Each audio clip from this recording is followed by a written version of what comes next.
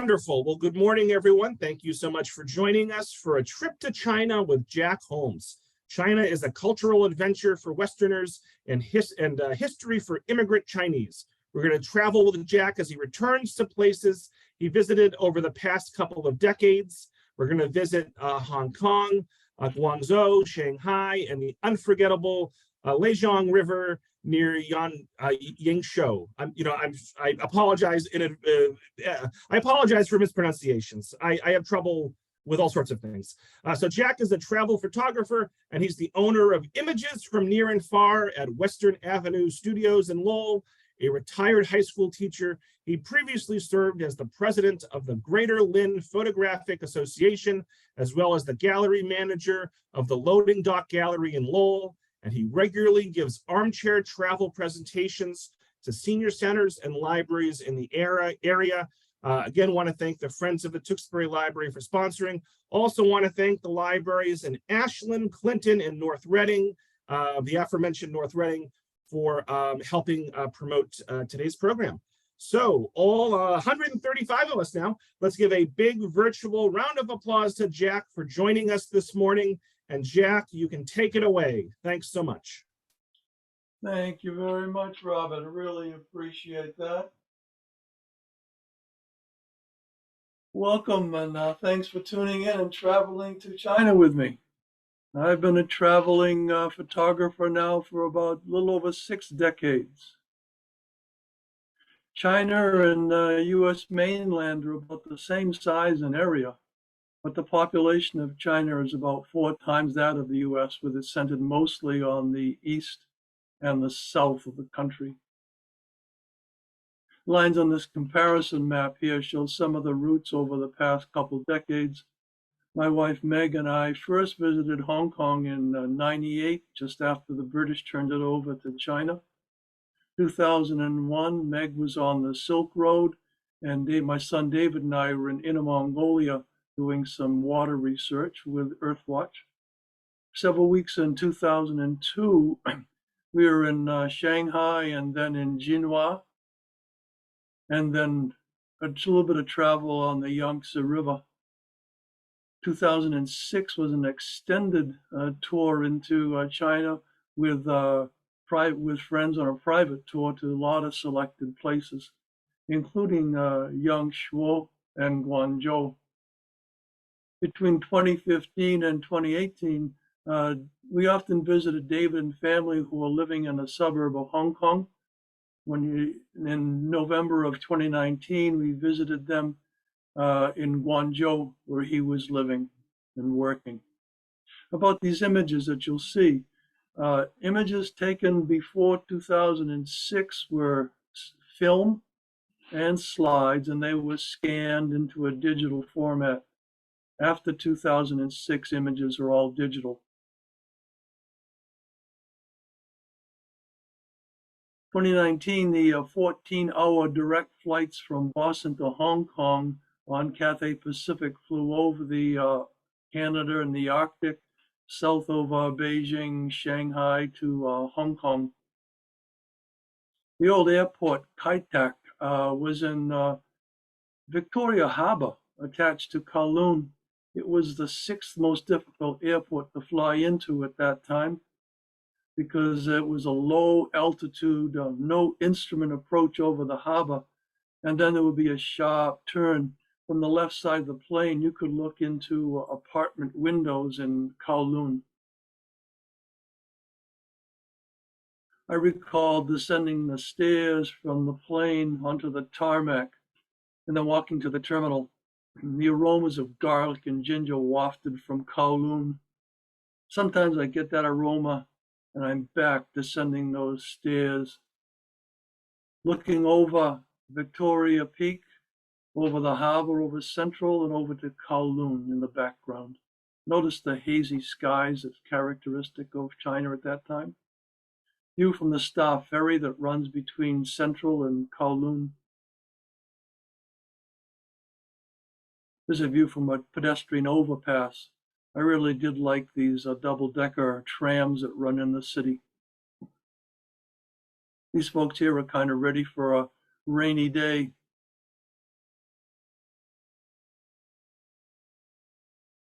All right, we're going to say goodbye to Hong Kong because that's a whole different show for a whole long time. We're going to be heading off to Guangzhou. This is a cityscape from David's 29th floor apartment. In 26, he had been working in living in Guangzhou for about a year.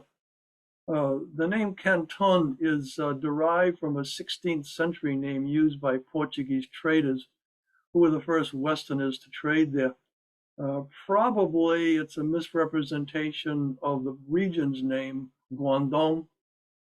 Even though the city's name is Guangzhou, Canton was the name used on foreign maps and became the name used by Westerners.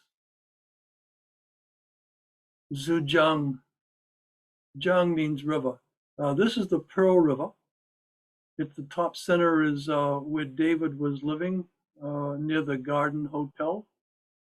And then when we were there, that 2006, we visited the Chen family temple, Xiamen Island, where the White Swan Hotel is located. In 2019, we lived near Zhujiang Park and the Lidi.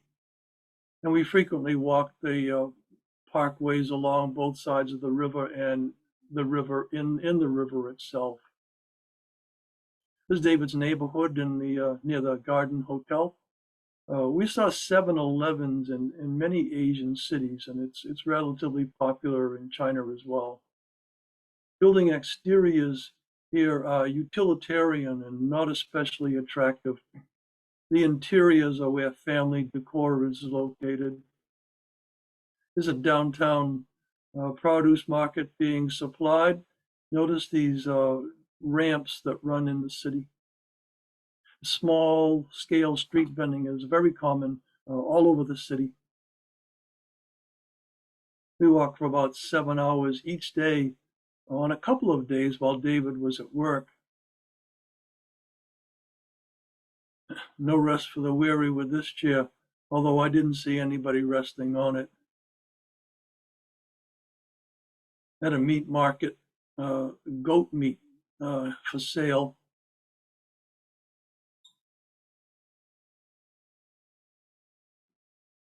Yeah, Meg is buying some roasted chestnuts on the street.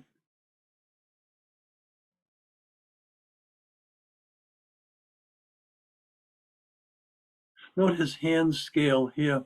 I find this city life photo interesting because in the background there's a policeman giving this fellow a ticket, and in the top center right, some street vendors.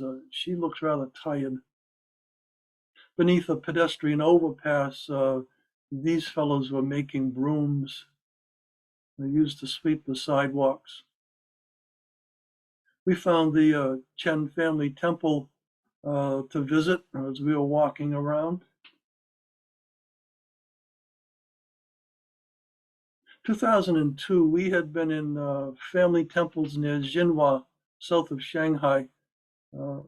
Family temples may have a long ancestry records tablets available, but one of the problems of doing ancestry there is there's a language problem, both written and spoken, and another is accessibility to people who are not from the region.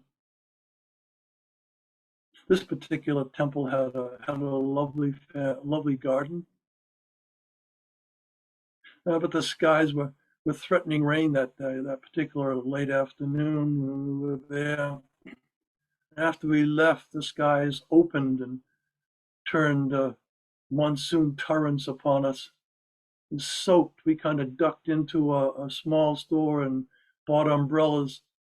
Meg's was a pink Pretty Killy umbrella, and mine was a multicolored Astro Boy. That was really cool. We found a taxi home, and we left it with wet seats and puddles on the taxi floor when we got home.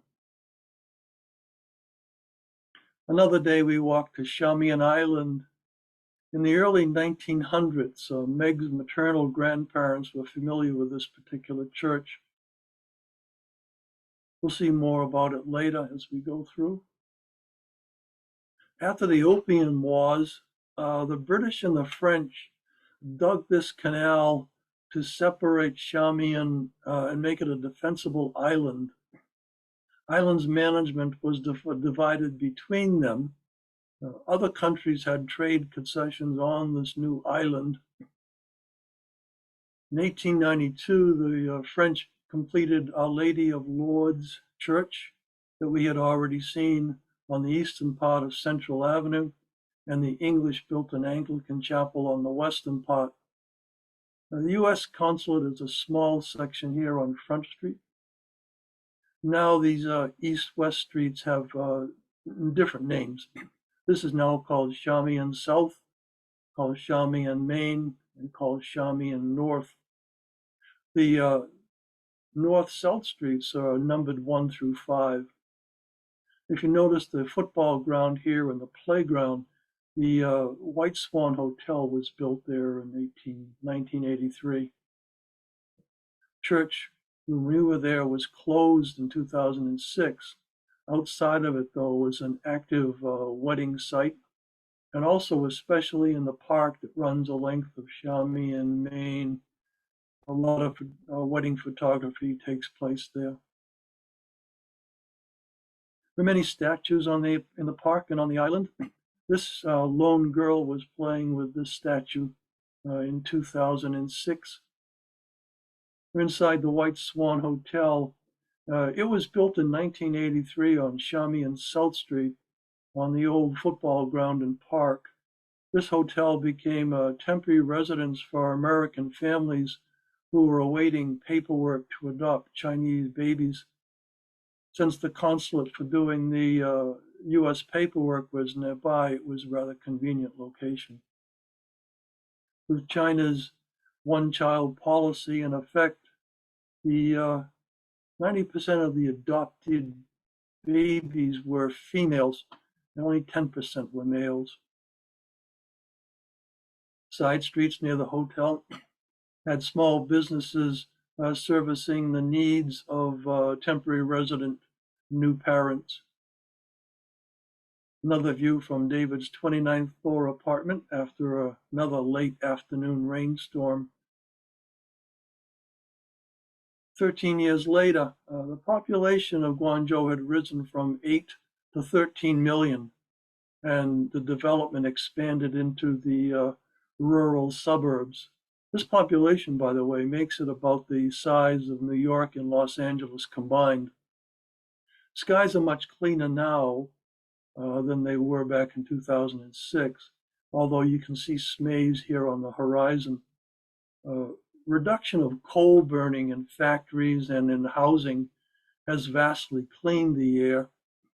Smog and smays in this region are formed when humidity agglomerates onto airborne microparticles of burnt coal.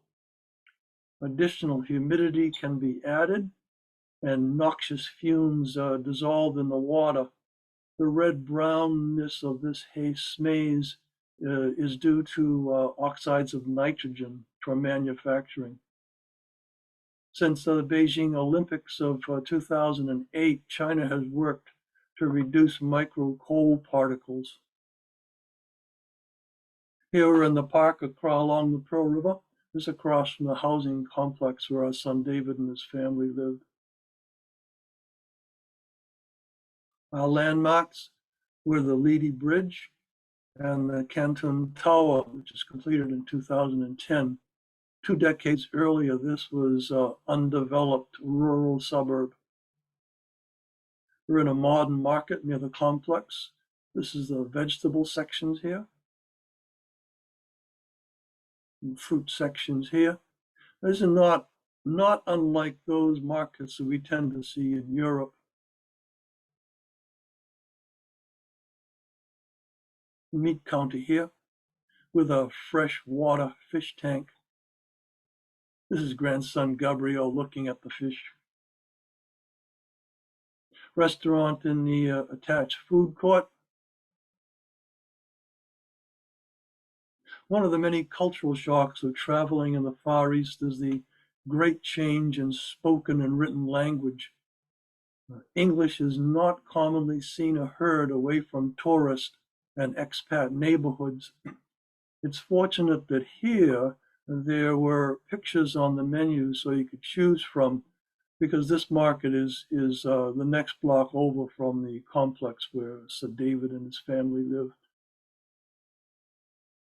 You can either eat in or you can take it away. We took it home. Saturday in the park, grandsons Gabriel and Tristan checking out the map here. I don't think they read the map. Kid goats, 5 goats. Goats are the legendary symbol for the city of Guangzhou. Happy snakes are not the symbol. Happy snakes here with grandson Tristan.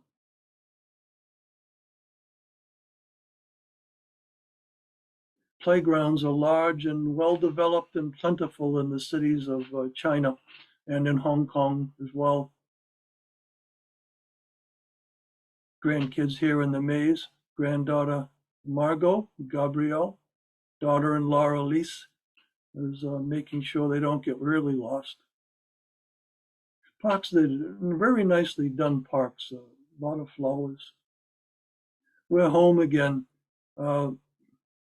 This is our gated 18 high-rise apartment building complex that occupied an entire city block. A commercial section of restaurants and stores and services occupied the ground floor, and the first floor, about a third of the block on the parts away from the river. Block also has a 7-Eleven convenience store here, but no Starbucks in this particular complex. Inside the complex block has a lot of open space for family and community, and the entrance to those stores also from the backside. And scooters are transport for kids. And puddles, yeah, puddles are a playground.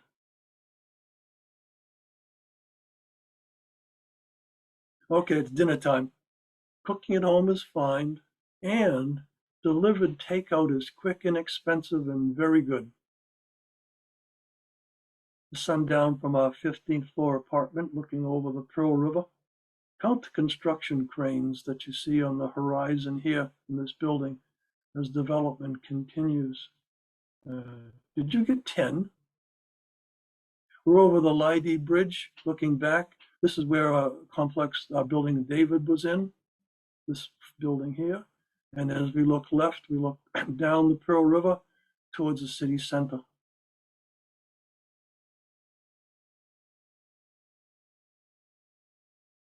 Now we're walking down the stairs on the other side, and we're going to walk into the park that borders the river.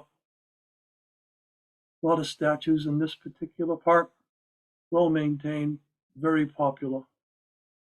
Our Xiamen Island destination is a 4-mile walk away from Lidi. And the park is a gathering place.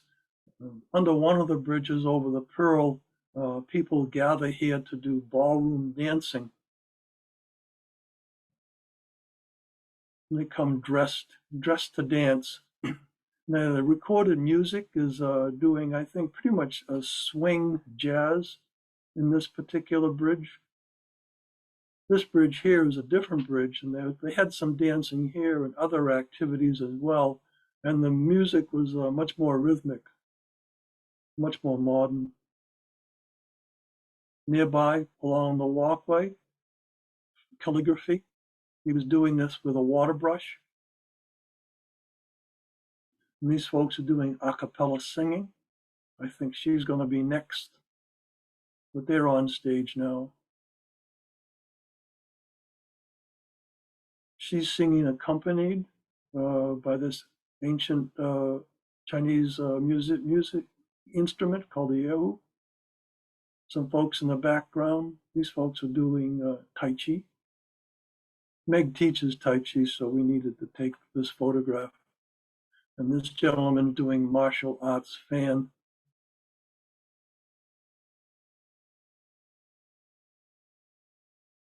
The park stretches along the river, both sides of the Pearl, and then an island which is in the middle, two parts of that.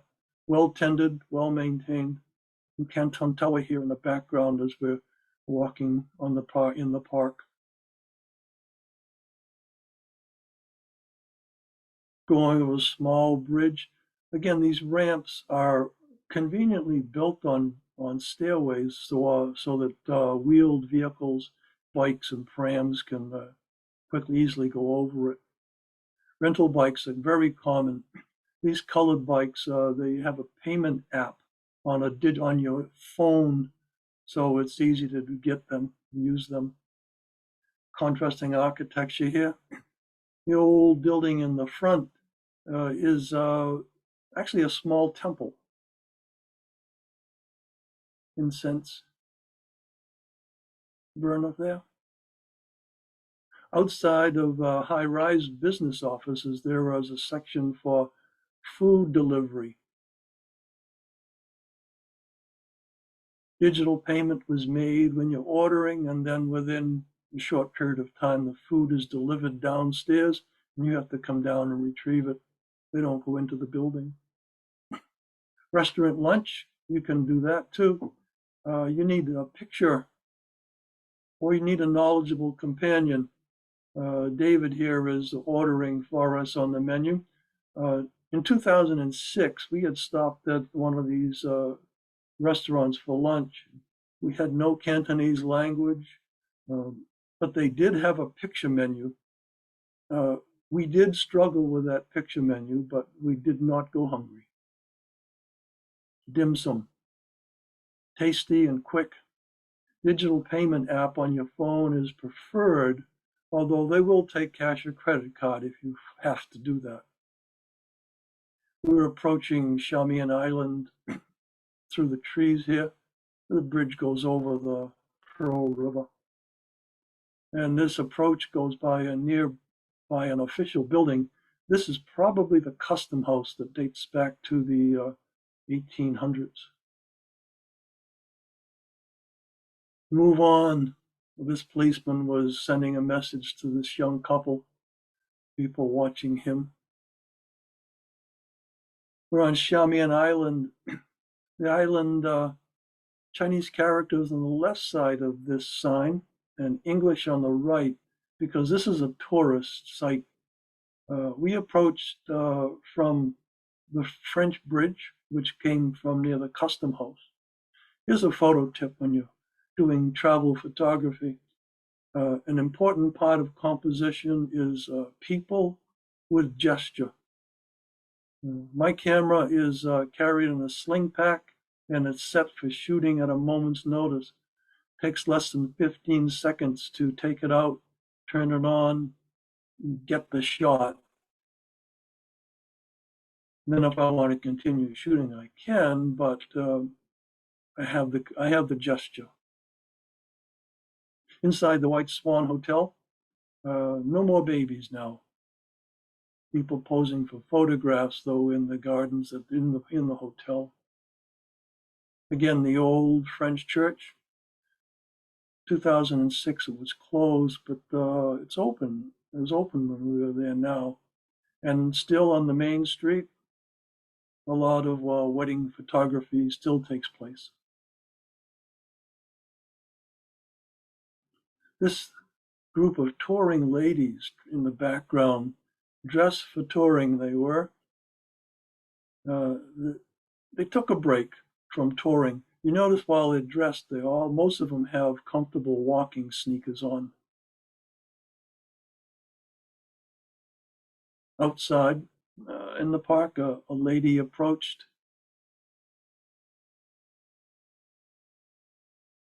The church, as I said, is now open. It appears to be white, whereas back in 2006 appeared pink. Anyway, it was open now, and so we went in. The lady in white also was there. She had parked her rental bike and gone inside. Here's that same statue we saw in 2006. I wonder if these folks had posed for that long ago.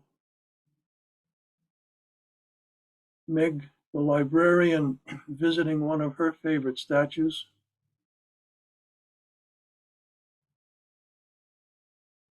And I returned to my favorite statue.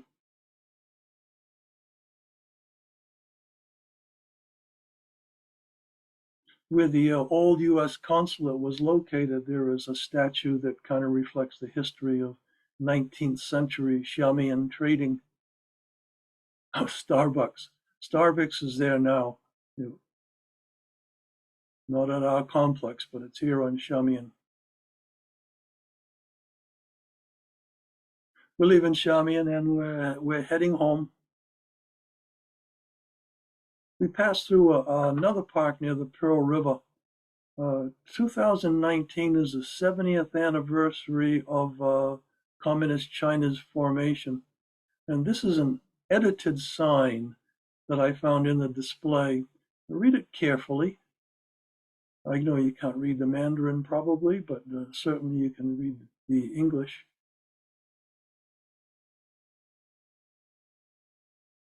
And this is the original sign.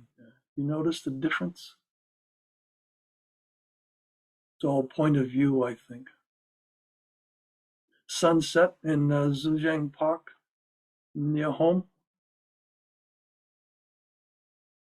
Sunset approaching. It's must be getting time for dinner.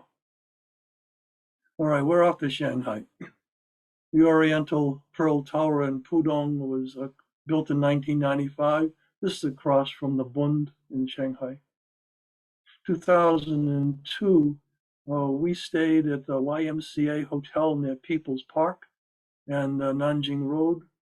2019, we stayed at the Hyatt across from the Pearl Tower. This particular river going through the city is the Hongpu.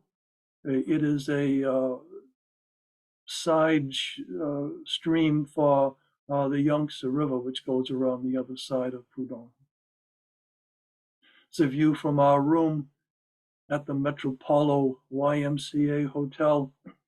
David and I had arrived around noontime from South Korea after attending a Korea-Spain World Cup game. But that's another story for another time. Meg arrived from the US in mid-afternoon, and she was rather jet-lagged after the half-a-day flight.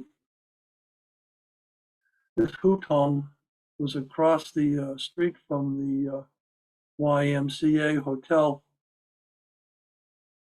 And it was going to be demolished like this block is being taken down. And it was not there when we returned in 2019. The park was going to be expanded and developed like this is. We'll see this building again in 2019. Some folks in the park, 2006. Chinese couple posing for David on the Nanjing Road overpass. Note the green nets and the bamboo supports which are used on the construction of the building in the background. Now we're looking down Nanjing Road from the overpass. At the end of Nanjing Road on the Bund was the Peace Hotel. We returned there for dinner later that evening. The food was okay, but with pricey small portions. There was a cover charge to enter the famous jazz bar. We kind of felt that they were living on their reputation. On the Bund, on a sunny day, notice again the hazy skies that was characteristic of early 2000s in China. Next day, we're off into the neighborhoods near the YMCA. He's cutting shark fins. She's not happy that I was photographing him at work. This is that hutong across from the YMCA that was to be demolished. And as I said, it was not there when we returned in 2019. But this particular neighborhood was still there.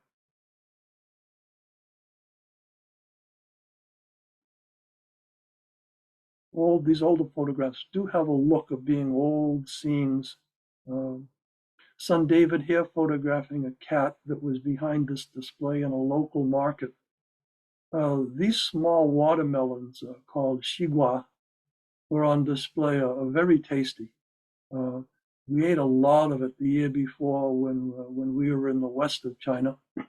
And in this year, we ate a lot in the east. When the melon arrived, you knew that the meal was over. Starbucks in 2002. Tea is nice, but many Chinese and Westerners, including me, needed some coffee.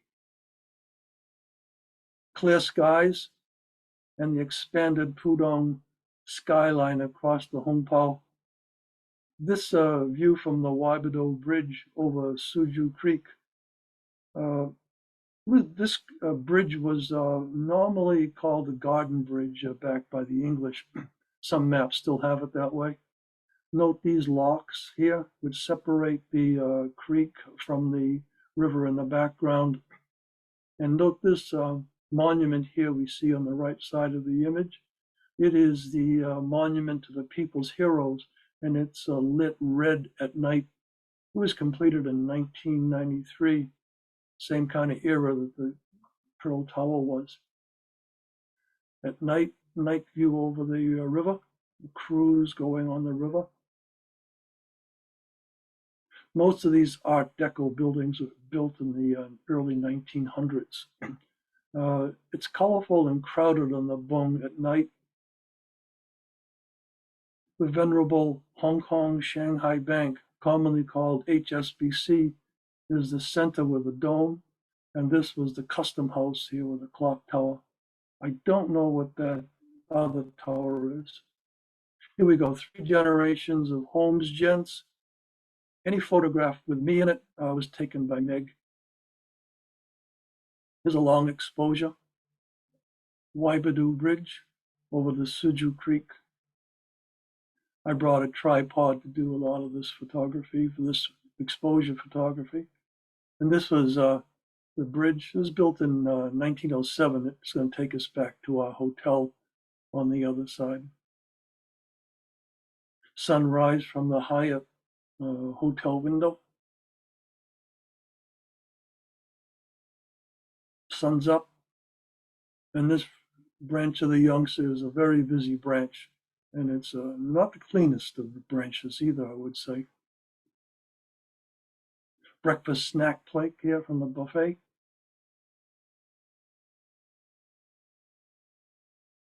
Outside the hotel, this gentleman was napping in his van while he was getting ready to do his day's work of transporting people.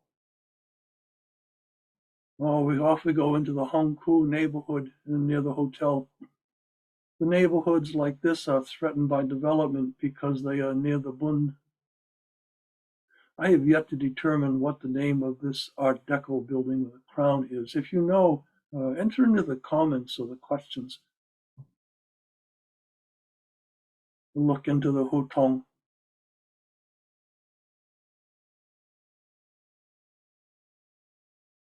This is an older development, but it looks safe from redevelopment. Wide pedestrian and bikeway here. No cars inside here. Note the personal bikes and the exterior decor. Utilitarian for sure. A block or so down away from the Bund is a parking space on the sidewalk for bikes and motorbikes. The colored ones are rental bikes. And these rental bikes are being relocated by this delivery guy. Dog thought he was interesting, I think.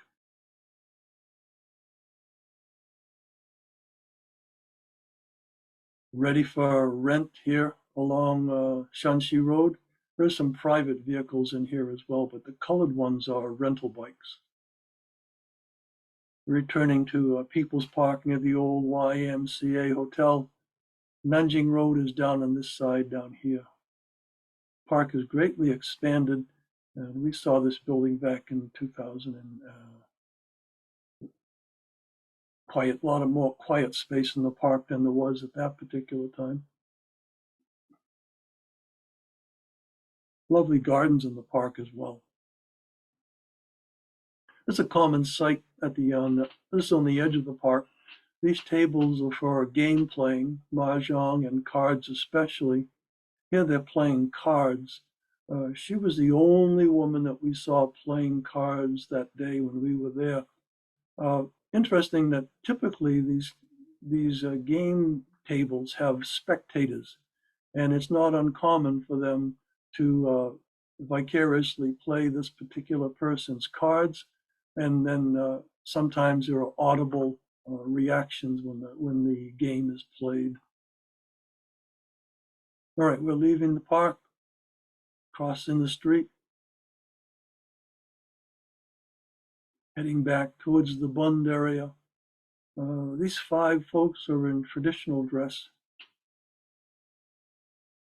heading back down the road towards the Bund. Hop on, hop off bus. They have bilingual earphones on these so that you can understand what you're seeing. HSBC, Custom House, and the Peace Hotel here down in the distance. Again, napping in public. I do not have an explanation for this common scene. More folks in traditional dress. There must be an event down the Bund. She's posing at a marathon sign. Marathon is one of the reasons we're in town. We're not here for a wedding. Although wedding is common, wedding photography is common on the Bund as well as in the parks. Late afternoon, warm light here on the buildings in Pudong. Very colorful at night. Here's an exposure from the Post Office Museum. There's a Waibadu Bridge here in the center of the scene. Recognize some of the landmarks. Now we're on Waibadu Bridge. This bridge bounces when city traffic is going over it, especially buses, so that was not a long exposure shot. Another sunrise over the river. Recall the very hazy skies we were seeing in 2002. We're not seeing those now. Hyatt Hotel is far nicer than the ones we used in 2002 when we passed through Shanghai 3 times in a month. Now it's Sunday, Shanghai Marathon Day. He has a B number that he is sporting. The first letter is the number, or tells you which runner section you start in. I see F's and G's, recreational F's and G's in those folks. And these are the lead runners of the 25,000 who started the marathon. We're less than a mile from the start. Pacers will lead the very talented A runners down the road. Here they come. Somewhere in the C group here is daughter-in-law Elise. At no time did I see her in that image. But she ran a good 3-hour, 35-minute marathon. This cleanup crew here is waiting for the racers and the spectators to depart this section of the course before they do their cleanup work. And walking along, we pass a coffee pastry shop with an advertisement for American Thanksgiving. Reservations required. Sunday morning after the race was quiet time in modern Pudong. Pudong is the financial center that looks to rival Hong Kong. They have a lot of modern attractions in the city. This part here in a world-class aquarium.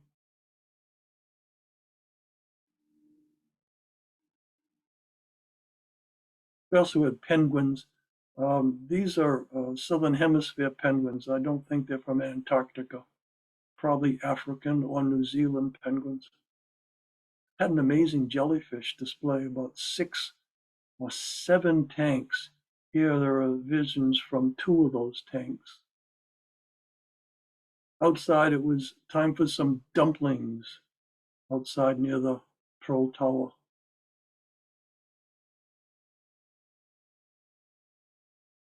She's watching them make handmade, tasty dumplings. Reflection here in the window. 6 takeaway dumplings in a box with chopsticks. Meg and Margot.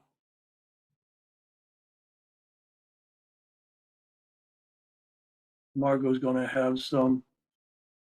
Gabrielle here is instructing Margot on how to eat them as David feeds her.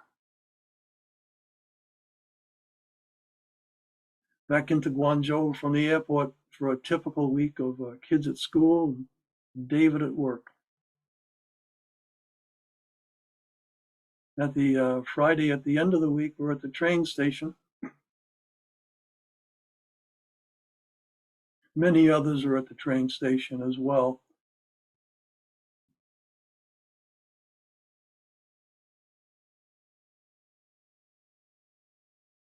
It was a busy place. Now we're on the fast train to Yangshuo. She's selling food at 192 kilometers an hour. That's about 120 miles an hour. The Lijiang River near the Lynn Pier. Note the cruise boats in the background and the paddle rafts here in the front. We'll also see this geological formation later on. He's paddling to market. These long boats have 5 or 6 bamboo logs on them. These wider ones do family tours on the river. And we'll do this in 2019. We didn't do it in 2006. River cruises from the Lijiang, from Guilin to Yangshuo. They took about 5 hours in the low water of November. Note the cooks here on the stern of this particular boat. Lunch is included in some cruises, and you eat on this bottom deck. Tours now cost about $80 and up, depending on the luxury of the boat. I don't think you're going to get for $80 a cooked dinner like this on the boat. Longer boats like this deliver fish and vegetables to these boats. And then these narrow rafts here in the front, they can grab onto the your tour boat, and they want to sell tourist jade and other stuff, other vendor tools, other trinkets. Passengers ate lunch inside. I stationed myself on the top front viewing deck for the whole trip. I passed up lunch and shot 3 rolls of film, which was probably about 110, 112 slides at the time. Some river traffic. Tour boat here.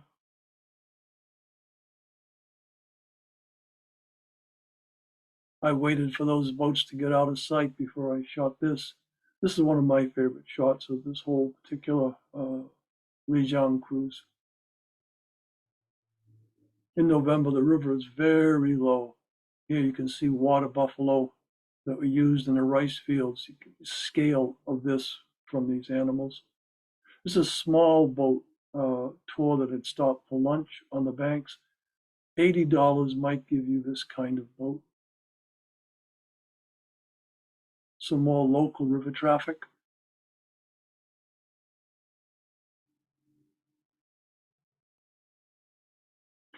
Yangshuo and the docking section. And some people live on these houseboats that you see here in the foreground. And some people live on the boats in the river. He's got his little raft tied to the boat. Yeah. A hitchhiker. She's doing some domestic duties here.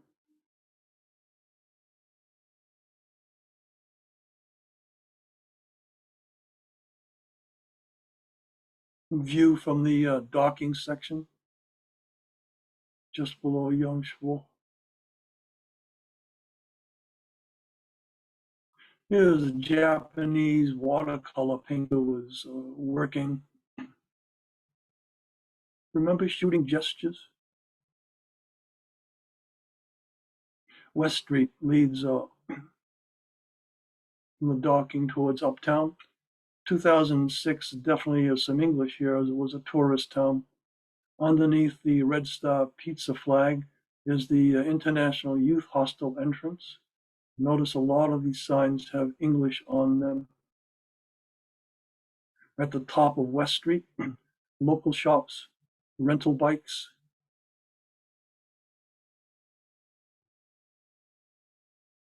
Tasty noodles.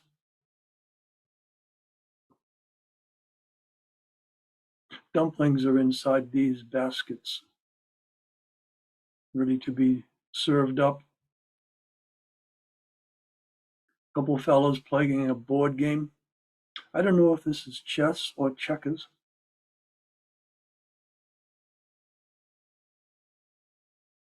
She had arrived by bus with a lot of baggage and needed a pull to the hostel. I do recommend traveling light. I panned this vehicle as it left town empty, and bus here coming into town. Also coming into town with these folks who are carrying recyclable cardboard on these tricycles, bringing garden goods here. I don't know what's in his bag, but he was at the garden section, so I suspect that's what it was. Outside of town, it's definitely countryside. Rice harvest has been completed here, and it's now mid-November.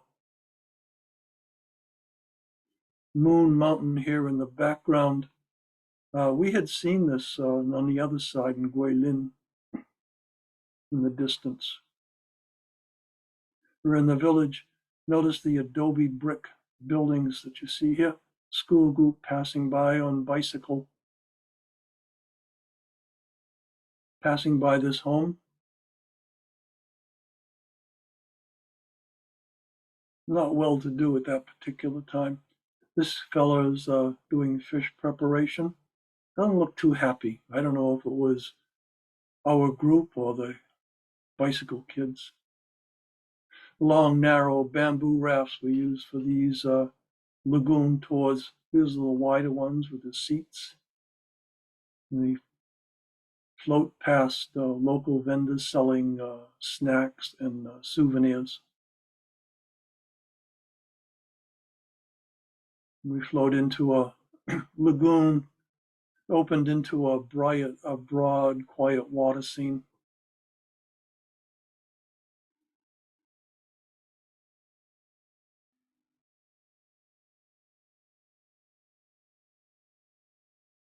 Now we're back at the hotel in Yangshuo. Sun is preparing to set.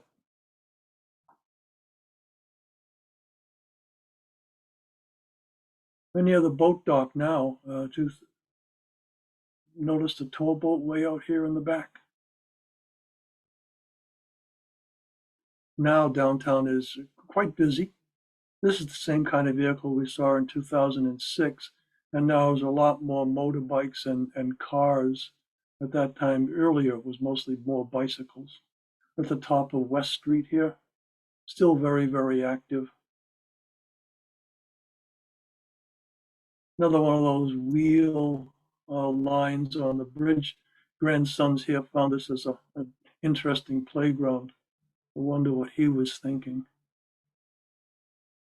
Small street under the bridge, small market there under the bridge. And they're selling oranges here. Notice she also has a small hand scale like we saw in 2006. Looking down West Street towards the river. This bridge was not needed in 2006. Here you can see Pizza Hut and Kentucky Fried Chicken, very popular restaurants in China. This gate led into the space where our hotel was in 2006. Much more developed now, much more developed now. and the view across the pond from the old hotel. This McDonald was not there in 2006.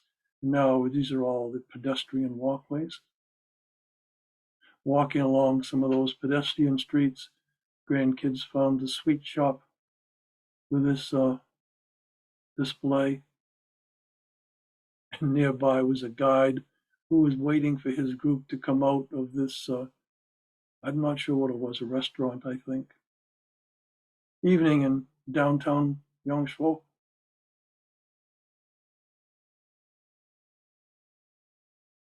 Dinner time. We're going to the Beer Swordfish Hotel restaurant. The tourist place, you notice that they have picture menus here. And in this particular restaurant, you choose the fish that you want. They retrieve it and then prepare it and then deliver it to the table. We are waiting here for some more dishes to be delivered.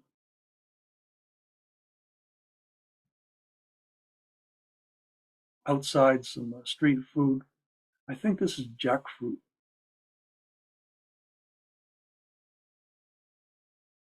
We had seen Faulty Towers in 2006 and found it hilarious. We found it again in 2019, and we went in, but Basil was not at the desk. No one was at the desk in that morning, so we went out the back door. Our resort hotel, Alila, was outside of town. This is a fancy new resort that was built from a converted old sugarcane plant. Modern buildings and old buildings both. Lovely scenery. And they built a new section for modern rooms that were not like this particular part here.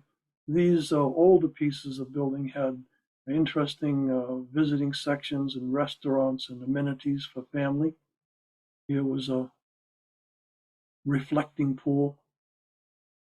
At the front entrance from the road was a viewing pool near the old plant buildings. Grandkids here in the mallards, Meg photographing them.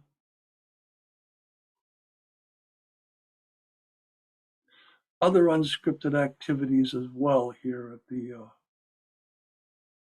sugarcane plant.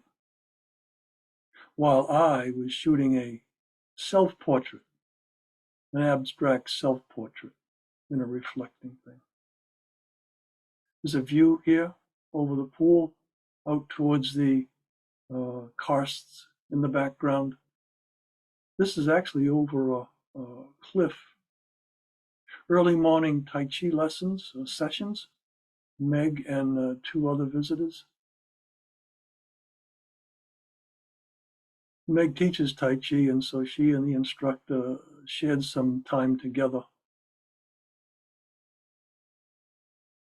I photographed early morning light. This is soon after sunrise. You see this pink clouds here looking towards the sun. And then across the river. River traffic has begun. These folks are fishing, I believe. And looking the other way. Away from the sun, it's warmer looking. Light changes depending upon the direction and the time of day. Beyond the resort pool at the base of the cliff, these locals were working. Notice the number of raft sections in these pieces. Here's a crab net, I think, here. These folks were washing clothes. No motor on this boat, but he has a motor. Washing clothes in the river. Another view from the cliff top.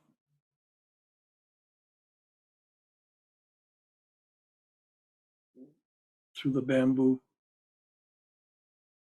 And then looking upriver.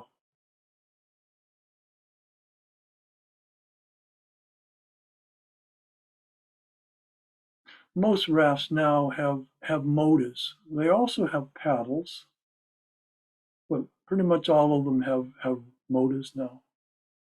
And she is heading for this home. The ladies who are washing clothes were from this as well. This is just at the base of the cliff near the resort. Okay, excursion time to the park near a 2006 visit.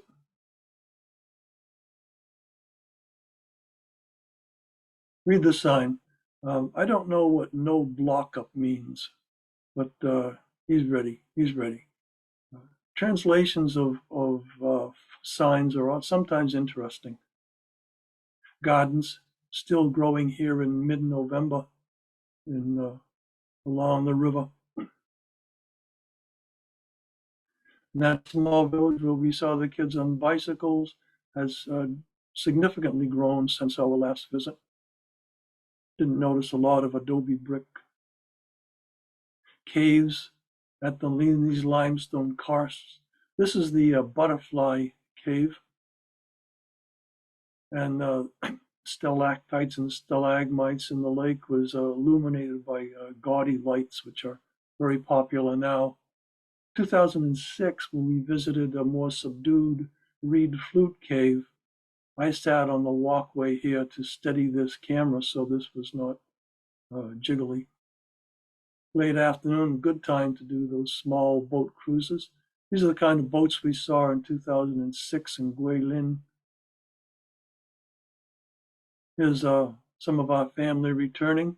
We were more people than would fit in one boat, so we had to use 2 separate boats. Light is changing as this is probably the last of the boat trips in the afternoon.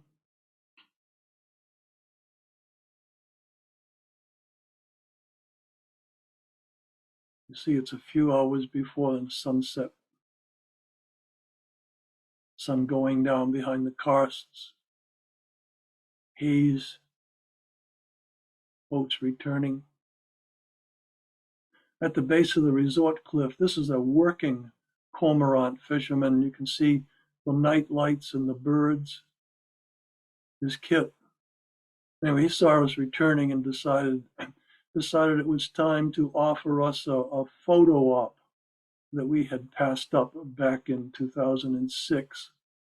Meg was the subject and I was the designated photographer.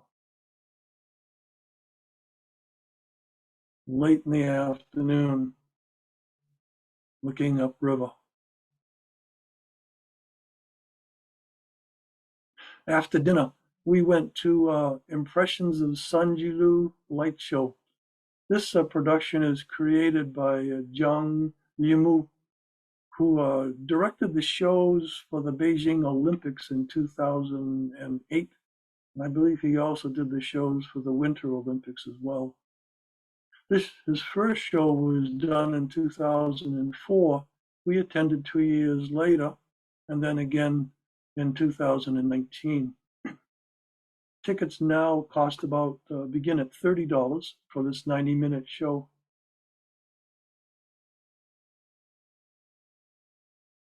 It uses the river as the stage.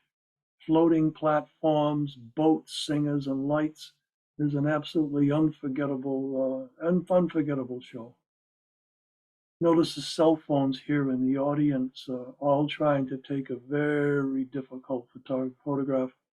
I had a real camera with high ISO to do this one. Sanji Lu.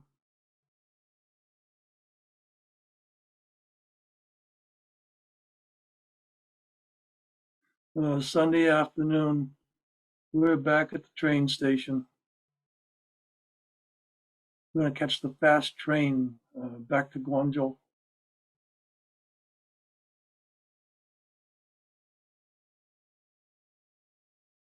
I shot this with a camera phone through the moving train's window.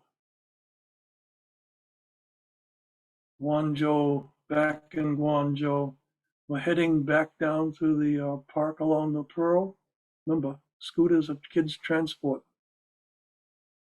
fishing is popular along the river here because it's relatively clean, actually, much more than the river in Shanghai. They attract a lot of attention from walkers, grandparents, and kids in params. Favored success spots, pretty well favored, and we see a lot of these fishermen. Obviously, this particular fish was a keeper.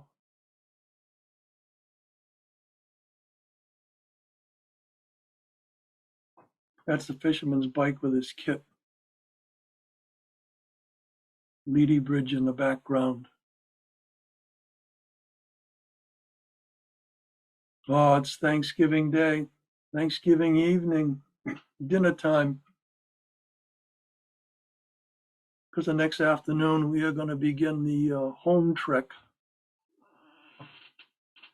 This Thanksgiving dinner is at a friend of David's Japanese restaurant that's specialized in sashimi. Multi-course, lovely. Oh, anyway, good night, Zaijian, Guangzhou.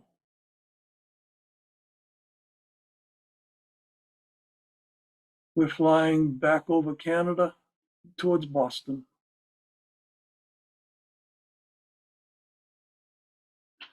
Thanks for tuning in and returning to China with me. I can be reached by email at jackholmes@yahoo.com or in my studio in Lowell. I'm open every first Saturday when I'm not traveling. And if you're looking for me on Facebook, I can be seen as Images from Near and Far on Facebook. All right. Well, I'm here, Jack. Wonderful job as always. We'll take about 10 minutes of questions. Yeah. So let's see here. Shinwei asks, would you say the way of life is calm and relaxed in China?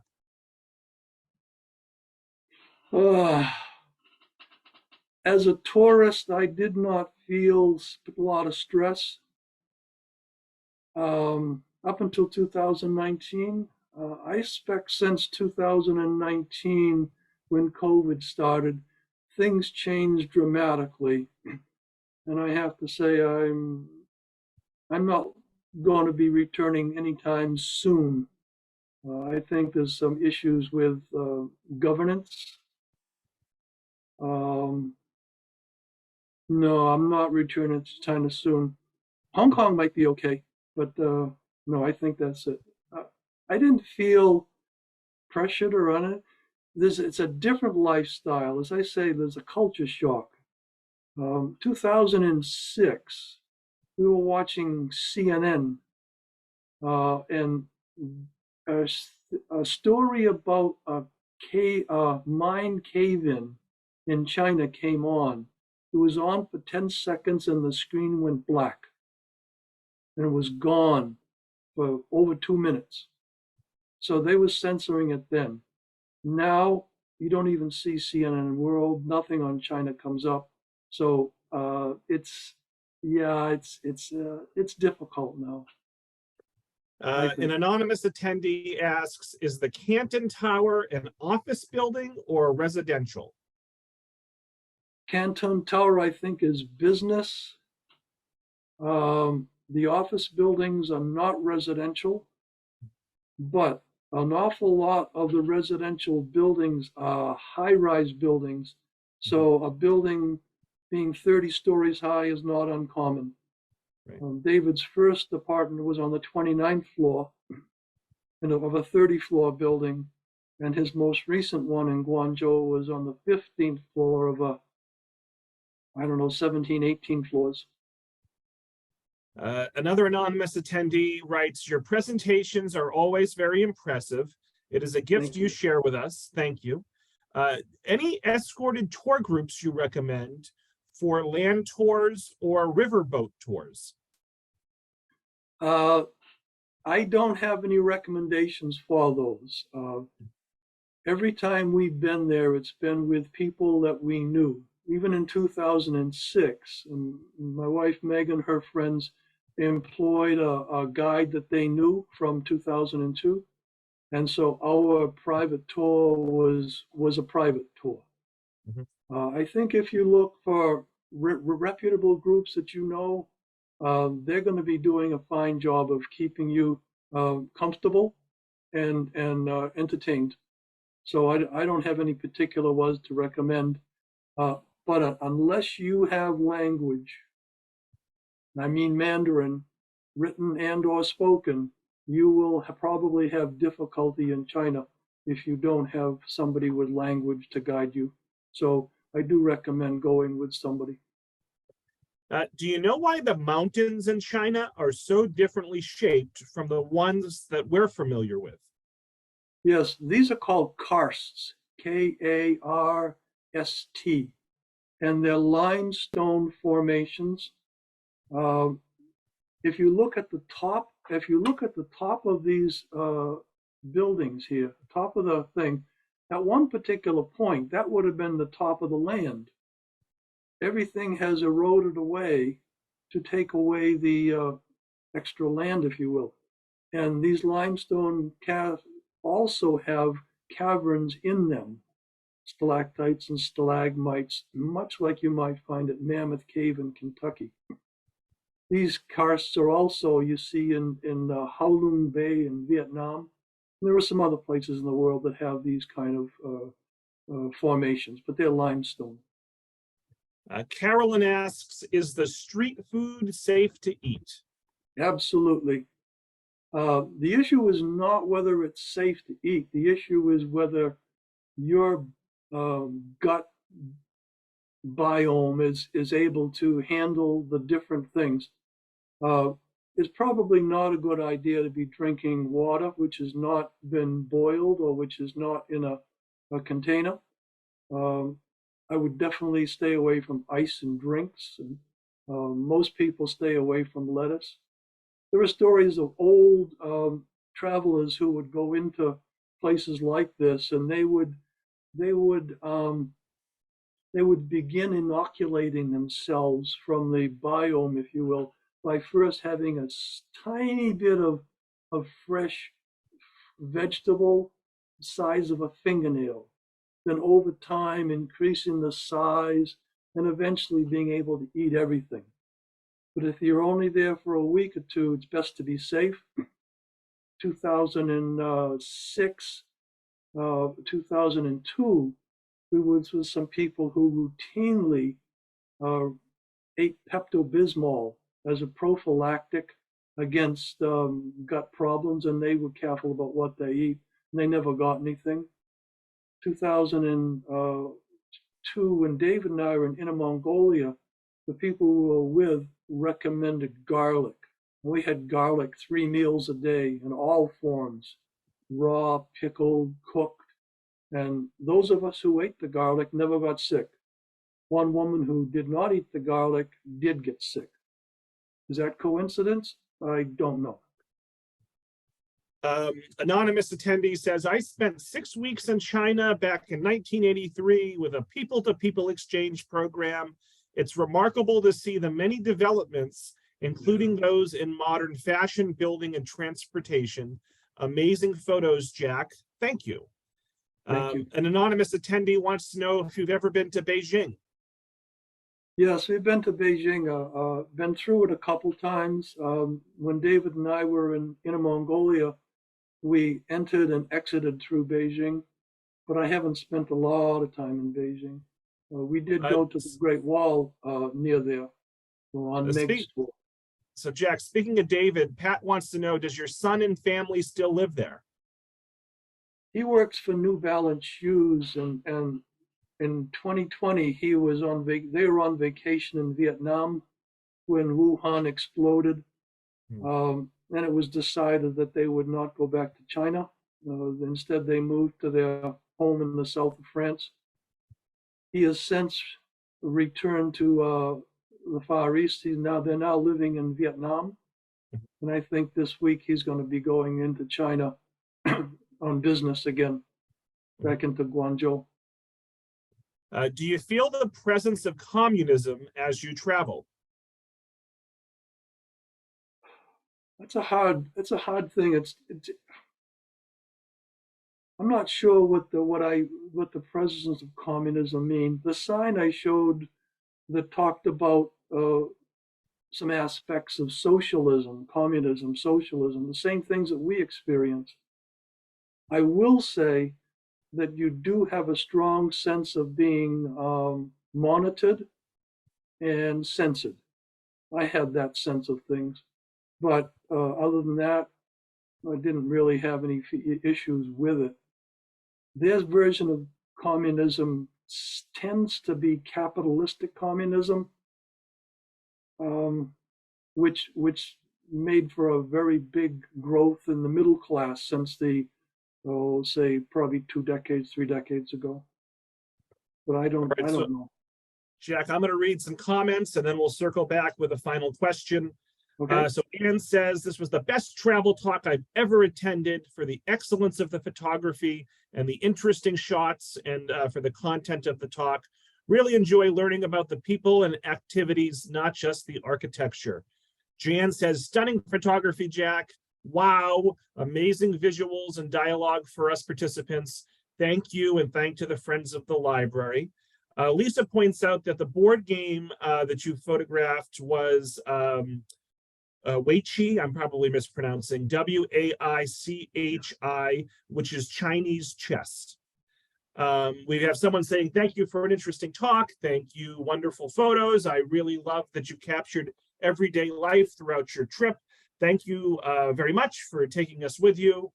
Teresa says, thanks for the virtual trip and fantastic photography. Frank says it was very beautiful. Sally says, fascinating tour, gorgeous photography, wonderful commentary. Kathy says she would love to see your trip to Mongolia. Shinwei says, thank you, Tewksbury, and thank you, Jack, for another beautiful presentation. Mariette says it was outstanding. Mary says, great show. I was there in 1979 as a student and a tourist. I'm impressed with the modernness and cleanliness. Let me jump back to the questions. So let's get you, I'll give you two more here.